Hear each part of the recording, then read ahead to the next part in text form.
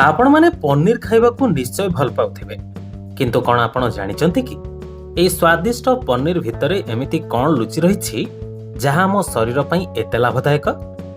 आज आमे जानिबा पनीर रो किछि एमिति चमत्कारी गुण विषय रे जहाँ सुनिला परे आपण आजि ठारु ही पनीर खाइबा आरंभ करदेबे। भारतीय खाद्य रे पनीर रो स्वतंत्र स्थान रहिछि। पिलांक ठारु वयस्क समस्तंकर पसंद होउछि पनीर। आमे प्रायतः पार्टी बा उत्सव रे पनीर खाई थाउ किंतु कोन आपण केबे भाबिचंती कि एहा केवल स्वादिष्ट ना एथिरे किछि औषधीय गुण मध्ये रहिछि। क्षीररु तयारी हेउथिबा ए पनीर आम स्वास्थ्य पई एक वरदान। आसंतु जानिबा एहा भितरे थिबा पोषक तत्व विषय रे। पनीर हेउछि प्रोटीन रो एक मुख्य उत्स। जो माने मांस खांती नाही सेमानंक पई पनीर कोनोसी संजीवनी ठारु कम नुहे। मात्र 100 ग्राम पनीर रे प्राय 18 ग्राम प्रोटीन मिलिथाय।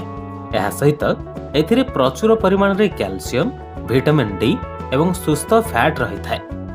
ए सब पोषक तत्व आम शरीर रो मांसपेशी गठन एवं शारीरिक विकास रे मुख्य भूमिका ग्रहण करिथाय।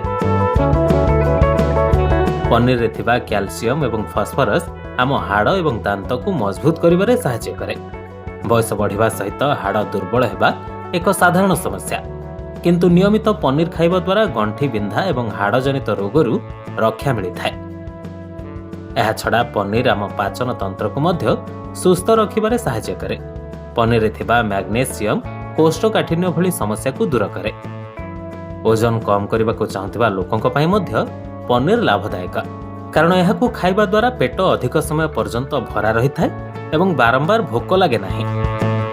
आहुरे मध्य पनीर रे थिबा पोटासियम रक्तचाप को नियंत्रण रे रखिथाय जहाँ हृदरोगर आशंका को कम कर देइथाय। एथिरे थिबा ओमेगा 3 फैटी एसिड आम मस्तिष्क पई बहुत उपकारी।